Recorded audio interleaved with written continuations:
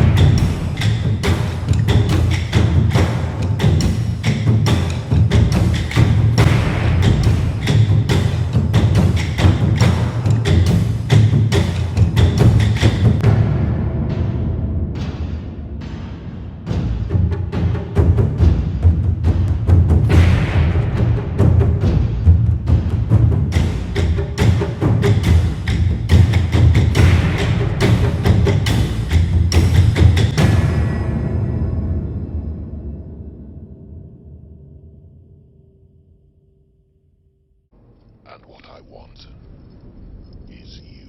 So let's start off meeting the Black Death.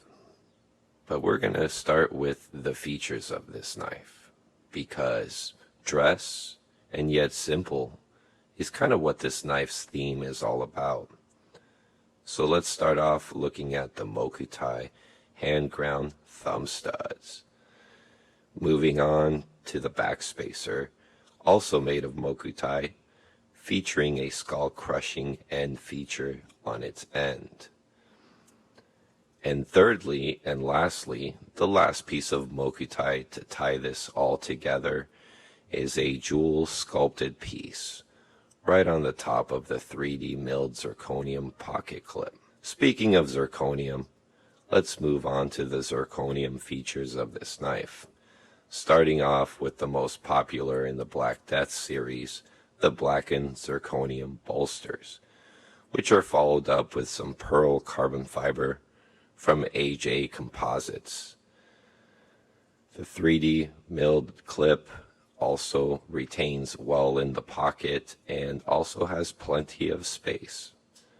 So as far as the functionality of this knife, I found this knife to be quite comfortable to use, to carry in the pocket, and to deploy and close. The thumb stud is placed in a very nice, convenient place, and the added traction that's been added on it allows for easy deployment. The blade has a chisel grind and features a micro bevel end on the other side, making this a very nice cutting tool. Overall, this knife is just comfortable in the hand in kind of any grip you like to hold it in. As far as the fit and finish work, it's very impressive on this full custom HellRazor. Ed has spent time ensuring that each and every edge has been chamfered except for the blade. The blade itself has been crowned, and all the hardware has been nicely polished and finished off. Every detail really shows in a really big way on this custom knife. Regardless of the dress materials, this knife sets itself apart from the rest. It's unique, it's comfortable, it's cool looking, and it still has performance intended in mind, just like any other knife you could carry, matching with a nice blend of materials. And we are back with another episode of the Knife Box channel. So welcome. So let's talk about this really awesome full custom knife we got in front of us right here. This comes from Redhorse Knife Works, and Ed Kim and I have been chatting a lot lately. So I've gotten familiar with this brand, and I'm kind of becoming a bit of a follower with it and just enjoying the product quite a bit.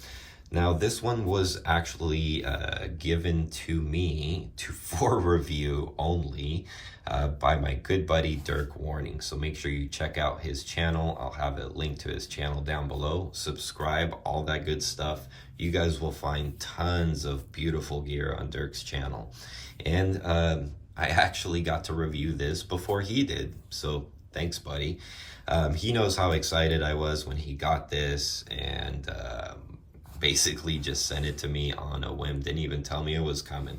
So I'm super excited to get a first look at this beautiful knife of his. And since then, he bought another full custom HellRazor. So if you guys like these like I do, make sure you check out his channel. So this one is the Black Death series. Now, I know of the Black Death series from back in the day. Jim Skelton had a really cool chopper that was in the Black Death series and had some black zirconium bolsters and some carbon fiber scales and some really cool other little details on it. So this kind of actually has that same resemblance to it. And I believe it's from the same era, which is kind of around about 4 to 5 years ago. So very cool knife, very cool set of knives that you can see. They're all different in some sort of respects, like different blade steels and variants and materials and stuff. But I think the most of the ones that I've seen all have kind of a carbon fiber and black and zirconium theme. So very, very cool. This one, the blade steel is CPM 154, pretty common in a lot of full custom knives. I believe from the appearance, it does appear to me that the bevels and everything are hand ground in. It does have a chisel grind on it. You can see a little micro bevel here, kind of a larger one here, makes this razor sharp. And it's got the speed holes, you know, which is something I've always preferred to be without, but on this knife it looks right. I just actually really like the way that it highlights on this one. Now, it does have some more high-end materials. It's got a hand ground thumb stud right here out of Mokuti, which is really cool. It's that low layer 2-color version. You also have a big chunk of it in the hand sculpted back spacer right here with a skull crusher or pommel on the back. And the last piece to kind of tie it all together is kind of a jeweled piece that's inset into this 3D milled zirconium pocket clip. So very, very, very cool. A lot of very cool details on this knife. The pivots are actually full polished titanium pivots that have been jeweled by Ed, all by hand. And you can see the fitment between the zirconium bolsters and the pearl carbon fiber scales from AJ Composites is pretty nicely fitted. Just a nice kind of opening here and access to the lock bar, which is really nice. Now, Ed, I guess, said that the dust from this stuff literally sent him to the hospital because he had a crazy allergic reaction. So he's not a fan of this stuff and said he'll never work with it again. But other than being scared off by it, it's kind of cool. It looks really good on this knife. And it's got also a nice little touch of blue titanium screws on this side, and then they're bronze on this side, which kind of ties the blue and bronze on the Mokuti all together. So nice little attention to detail. So overall, I just really dig this knife. This is just a really awesome special knife overall, and probably my favorite out of all the Black Death series that I've seen, and I've only fairly seen maybe 4 or 5 to be fair. So let's do some size comparison so you guys get an idea of what this thing looks like. Here is an XM24, and that's right guys, we got to go big on this one because it is quite a long knife despite the 3.6 inch blade. Here it is against a standard 3.5 inch XM18, so you can kind of see where it compares up between the two. Let's bring out a couple other knives here. We'll leave this guy out. Here is a full custom K2. I bring this guy out every once in a while. Now this one kind of dwarfs the HellRazor a little bit, so you know, but I thought that would give a good size overall. Let's bring out the Demco 8020. Ironically enough, I actually bought this from Dirk, the owner of this one, so thanks Dirk, I like it.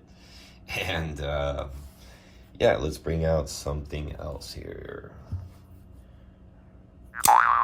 Oh my goodness, how did that get there?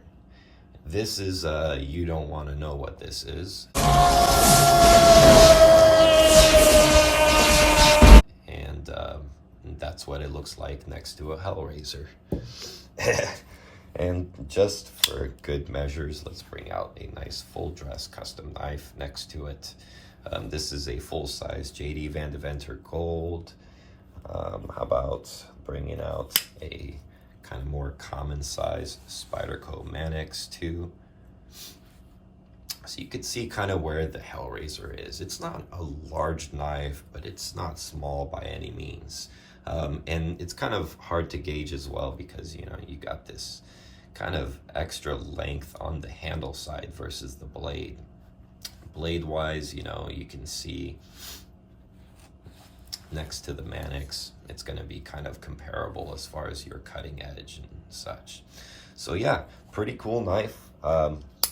Nice little piece of knife history in some respects if you're into the Redhorse knives. This is kind of an OG, an old school, and a very memorable knife. And I think the one person that made these the most memorable for me was good old Jim, because he had that really cool Black Death chopper, which I almost bought at some point in time, and I regret not buying to this day. Anyways, I hope you guys enjoyed this video. Hope you really enjoyed this presentation of this knife. And big thanks to Dirk, and we'll see you all on the next one.